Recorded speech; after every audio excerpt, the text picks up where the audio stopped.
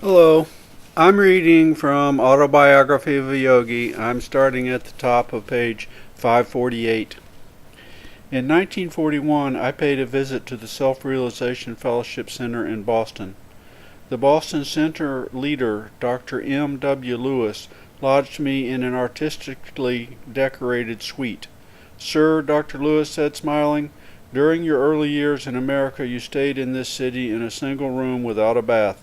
I wanted you to know that Boston boasts some luxurious apartments. Happy years in California sped by, filled with activity. A self-realization fellowship colony in Encinitas was established in 1937. The numerous activities at the colony gave many-sided training to disciples in accordance with self-realization fellowship ideals. Fruits and vegetables are grown for the use of residents of the Encinitas, and Los Angeles centers. He hath made of one blood all nations of men. That's Acts 17:26. World brotherhood is a large term, but man must enlarge his sympathies, considering himself in the light of a world citizen.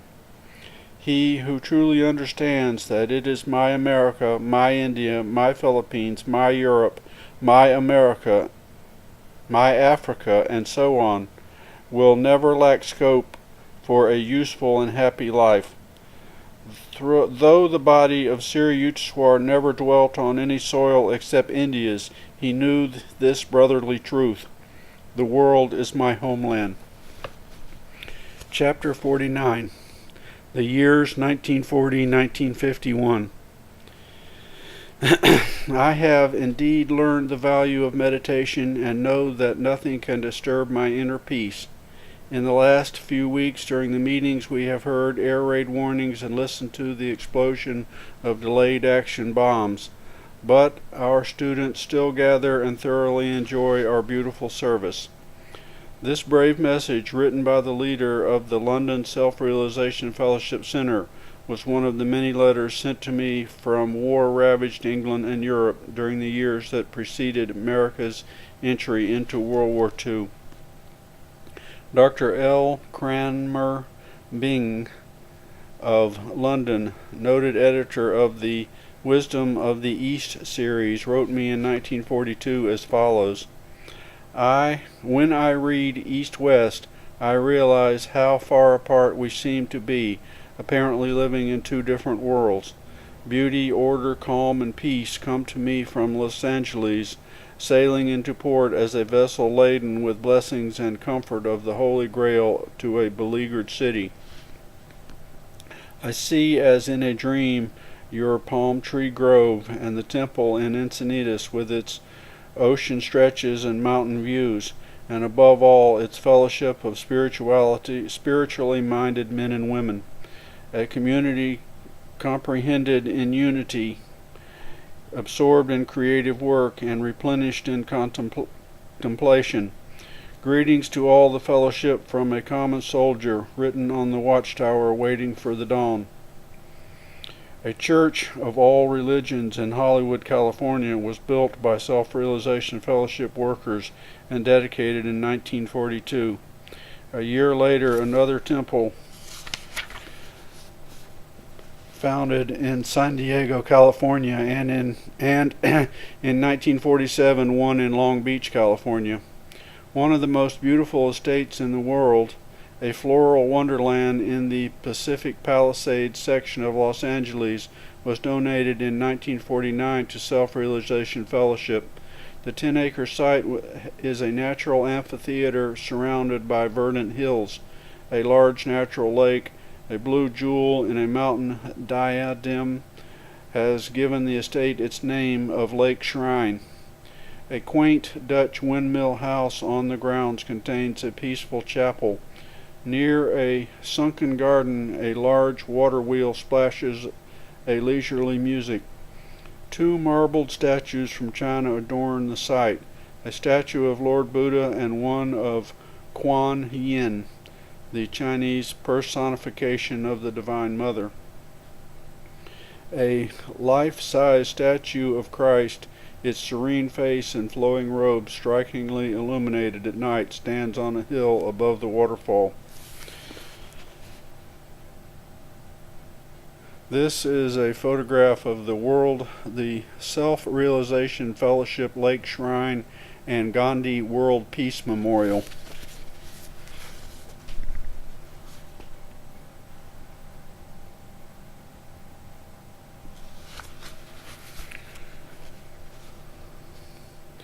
A Mahatma Gandhi World Peace Memorial at the Lake Shrine was dedicated in 1950, the year that marked the 30th anniversary of Self-Realization Fellowship in America. A portion of Mahatma's ashes sent from India was enshrined in a 1,000-year-old stone sarcophagus. A Self-Realization Fellowship India Center in Hollywood was founded in 1951. Mr. Godwin J. Knight, Lieutenant Governor of California, and M.R. Ahuja, Consul General of India, joined me in the dedicatory services. On the site is India Hall, an auditorium seating 250 persons. Newcomers to the various centers often want further light on yoga. A question I sometimes hear is this: is it true, as certain organizations state, that yoga may not be successfully studied in printed form but should be pursued only with the guidance of a nearby teacher? In the atomic age, yoga should be taught by a method of instruction such as the Self-Realization Fellowship lessons, or the liberating science will again be restricted to a chosen few. It would indeed be a priceless boon if each student could keep by his side a guru perfected in divine wisdom. But the world is composed of many sinners and few saints. How then may the multitudes be helped by yoga, if not through study in their homes of instructions written by true yogis? The only alternative is that the average man be ignored and left behind without yoga knowledge. Such is not God's plan for the new age. Babaji has promised to guard and guide all sincere Kriya yogis in their path towards the goal. Hundreds of thousands, not dozens merely, of Kriya yogis are needed to bring into manifestation the world of peace and plenty that awaits men when they have made the proper effort to re-establish their status as sons of the Divine Father. The founding in the West of a Self-Realization Fellowship organization, a hive for the spiritual honey, was a duty enjoined to me by Sri Yukteswar and Maha Avatar Babaji. The fulfillment of the sacred trust has not been devoid of difficulties. Very truly, Paramahansa Ji, has it been worth it? ? Okay, here's two more photographs. One is dedication of the SRF India Center, and the other is Self-Realization Fellowship Temple.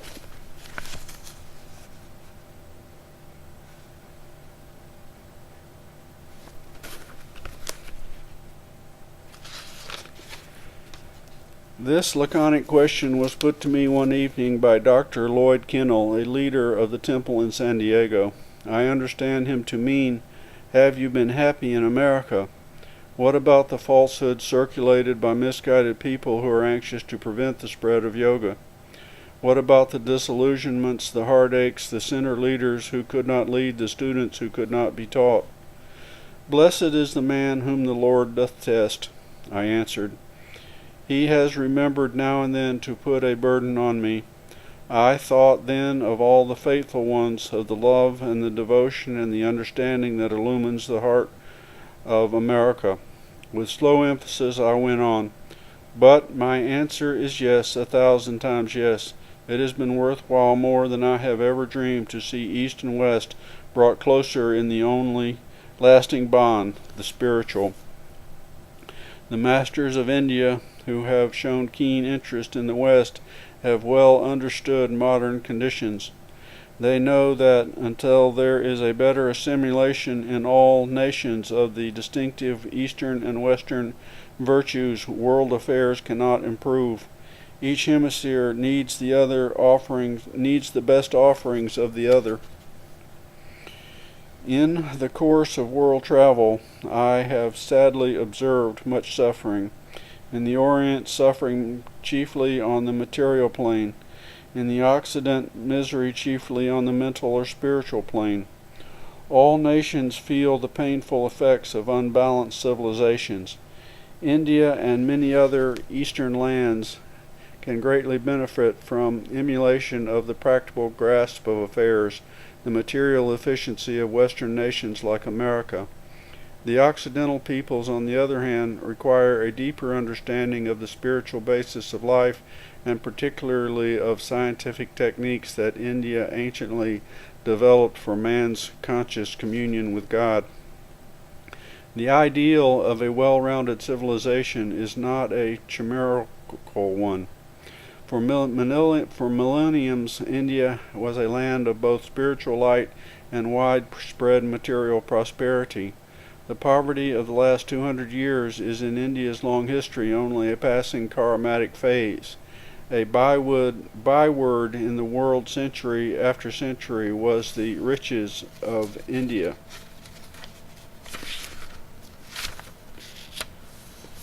Abundance, material as well as spiritual, is a structural expression of Rita, cosmic law, or natural righteousness.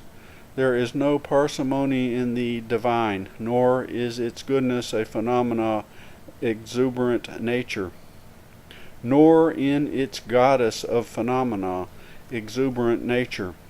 Hindu scriptures teach that man is attracted to this particular earth to learn more completely in each successive life the infinite ways in which the spirit may be expressed through and dominant over material conditions. East and West are learning this great truth in different ways and should gladly share with each other their discoveries. Beyond all doubt, it is pleasing to the Lord when his earth children struggle to attain a world civilization free from poverty, disease, and soul ignorance. Man's forgetfulness of his divine resources, parentheses, the result of his misuse of free will, parentheses, is the root cause of all forms of suffering. The ills attributed to an anthropomorphic abstraction called society may be laid more realistically at the door of every man. Utopia must spring in the private bosom before it can flower in civic virtue, inner reforms leading naturally to outer ones. A man who has reformed himself will reform thousands. The time-tested scriptures of the world are one in essence, inspiring man on his upward journey. One of the happiest periods of my life was spent in dictating for Self-Realization magazine my interpretation of part of the New Testament. Fervently I implored Christ to guide me in divining the true meaning of his words, many of which have been grievously misunderstood for 20 centuries. One night while I was engaged in silent prayer, my sitting room in the Encinitas Hermitage became filled with an opal blue light. I beheld the radiant form of the blessed Lord Jesus. A young man, he seemed to be about 25, with a sparse beard and mustache. His long black hair, parted in the middle, was haloed by shimmering gold. His eyes were eternally wondrous. As I gazed, they were infinitely changing. With each divine transition in their expression, I intuitively understood the wisdom conveyed. In his glorious gaze I felt the power that upholds the myriad worlds. A holy grail appeared at his mouth. It came down to my lips and then returned to Jesus. After a few moments he uttered beautiful words, so personal in their nature that I keep them in my heart. I spent much time in 1950 and 1951 at a tranquil retreat near the Mojave Desert in California. There I translated the Bhagavad Gita and wrote a detailed commentary that presents the various paths of yoga. Twice referring explicitly to a yogic technique, parentheses, the only one mentioned in the Bhagavad Gita and the same one that Babaji named simply Kriya Yoga, parentheses, India's greatest scripture has thus offered practical as well as moral teaching. In the ocean of our dream world, the breath is the specific storm of delusion that produces consciousness of individual waves, the forms of men and all other material objects. Knowing that mere philosophical and ethical knowledge is insufficient to rouse man from his painful dream of separate existence, Lord Krishna pointed out the holy science by which the yogi may master his body and convert it at will into pure energy. The possibility of this yogic feat is not beyond the theoretical comprehension of modern scientists, pioneers in an atomic age. All matter has been proved to be reducible to energy. The Hindu scriptures extol the yogic science because it is employable by mankind in general. The mystery of breath, it is true, has occasionally been solved without the use of formal yoga techniques, as in the cases of non-Hindu mystics who possessed transcendent powers of devotion to the Lord. Such Christian, Muslim, and other saints have indeed been observed in the breathless and motionless trance, sabbikalpa samadhi. Without such, no man has entered the final stages of God perception. After a saint has reached nirbhikalpa, or the highest samadhi, however, he is irrevocably established in the Lord, whether he is breathless or breathing, motionless or active. Brother Lawrence, the 17th century Christian mystic, tells us his first glimpse of God realization came about by viewing a tree. Nearly all human beings have seen a tree. Few, alas, have thereby seen the tree's creator. Most men are utterly incapable of summoning those irresistible powers of devotion that are effortlessly possessed only by a few ekantins, single-hearted saints found in all religious paths, either of east or west. Yet the ordinary man is not therefore shut out from the possibility of divine communion. He needs for soul recollection no more than the Kriya Yoga technique, a daily observance of the moral precepts, and an ability to cry sincerely, Lord, I yearn to know Thee. The universal appeal of yoga is thus its approach to God through a daily usable scientific method rather than a devotional fervor that for the average man is beyond his emotional scope. Various great Jain teachers of India have been called Tirthakaras, ford makers, because they reveal the passage by which bewildered humanity may cross over beyond the stormy seas of samsara, parentheses, the karmatic wheel, the recurrence of lives and death. Samsara, parentheses, literally a flowing with, the phenomenal flux, induces man to take the line of least resistance. Whosoever therefore will be a friend of the world is the enemy of God. That's James 4:4.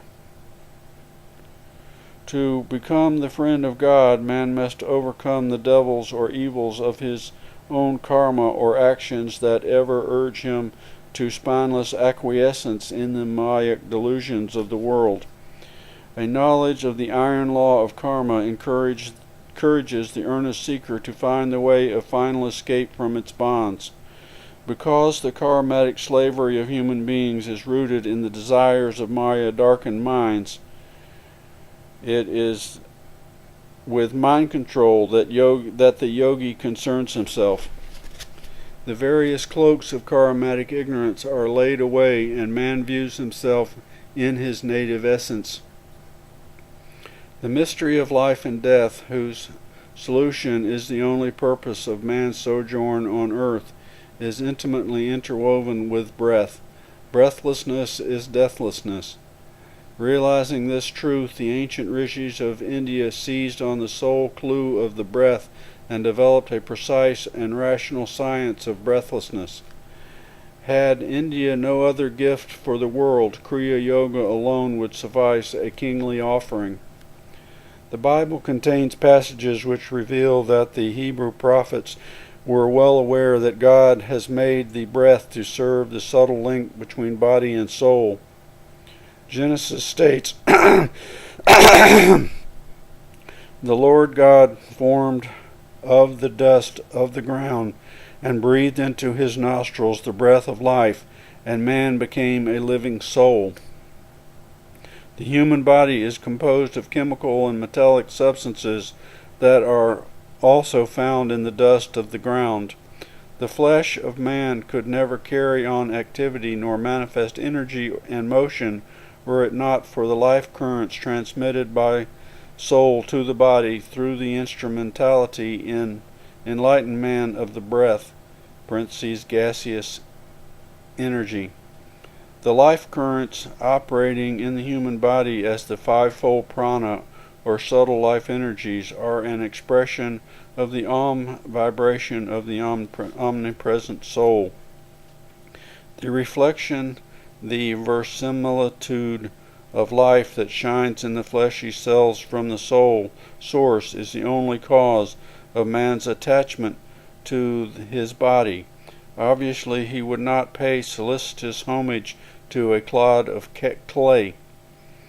A human being falsely identifies himself with his physical form because the life currents from the soul are breath conveyed into the flesh with such intense power that man mistakes the effect for a cause and idolatrously imagines the body to have life of its own. Man's conscious state is an awareness of body and breath.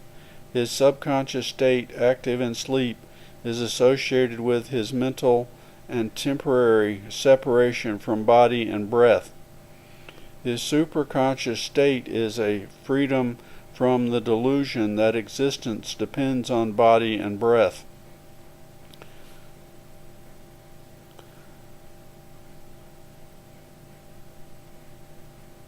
God lives without breath. The soul made in his image becomes conscious of itself for the first time only during the breathless state. When the breath link between soul and body is severed by evolutionary karma, the abrupt transition called death ensues. The physical cells revert to their natural powerlessness. For the Kriya Yogi, however, the breath link is severed at will by scientific wisdom, not by the rude intrusion of karmatic necessity. Through the actual experience, the yogi is already aware of his essential incorporeity and does not require that the somewhat pointed hint given by death that man is badly advised to place his reliance on a physical body. Life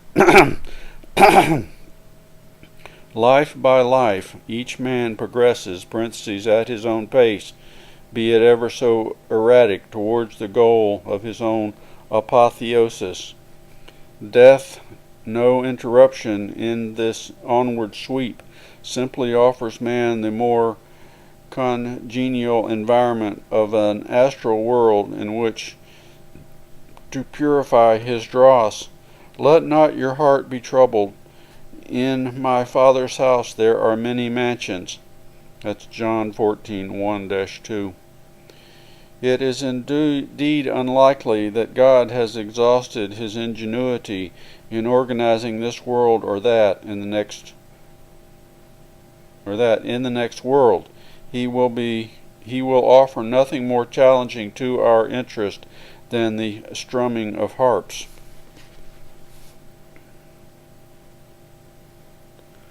Death is not a blotting out of existence, a final escape from life, nor is death the door to immortality. He who has fled his self in earthly joys will not recapture it amongst the gossamer charms of the astral world.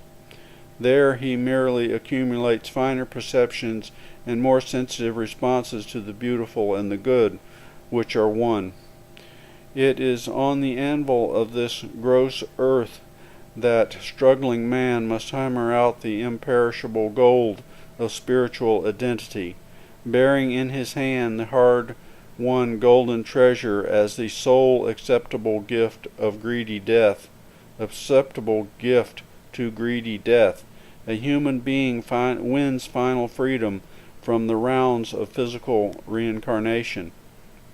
For several years I conducted classes in Encinitas and Los Angeles on the Yoga Sutras of Patanjali and other profound works of Hindu philosophy. Why did God ever join soul and body? A class student asked one evening. What was his purpose in setting into initial motion this evolutionary drama of creation? Countless other men have posed such questions. Philosophers have sought in vain fully to answer them. Leave a few mysteries to explore in eternity, Swar used to say with a smile. How could man's limited reasoning power comprehend the inconceivable motives of the uncreated absolute? The rational facility in man, tethered by the cause-effect principle of the phenomenal world, is baffled by the enigma of God. The beginningless, the beginningless, the uncaused. Nevertheless, though man's reason cannot fathom the riddles of creation, every mystery is ultimately to be solved by the devotee, for the devotee by God himself.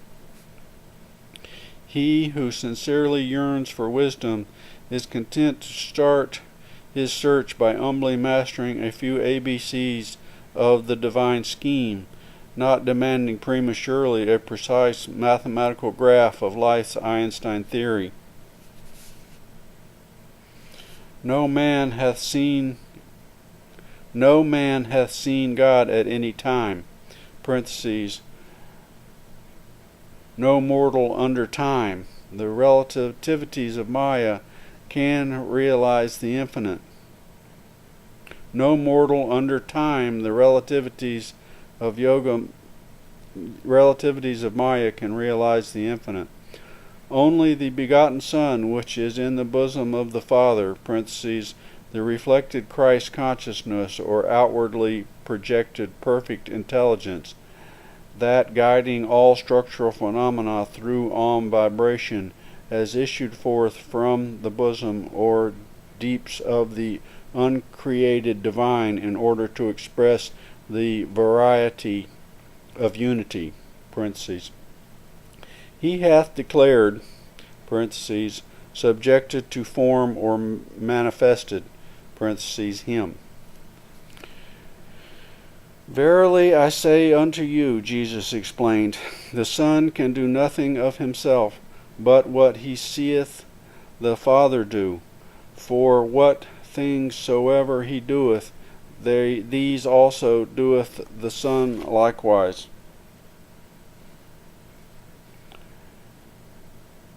That is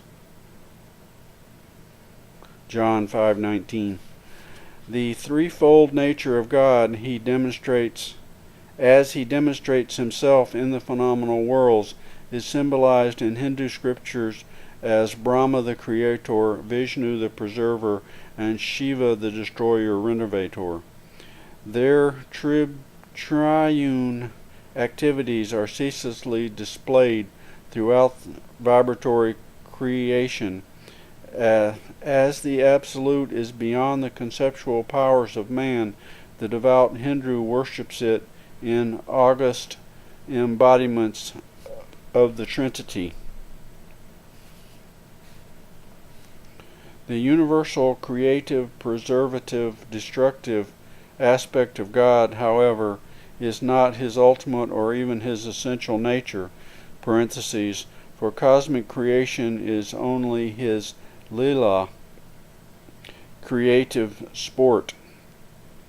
His intrinsicality cannot be grasped even by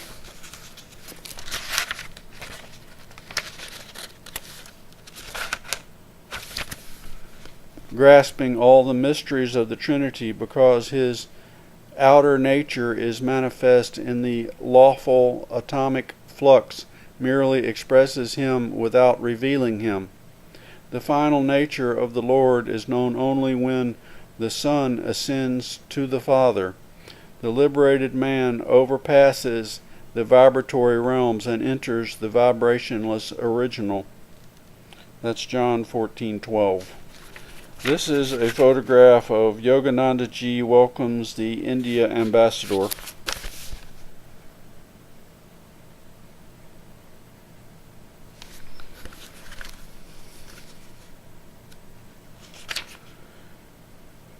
And this is a photograph, Paramahansa's last smile. Paramahansa Yogananda, the last smile.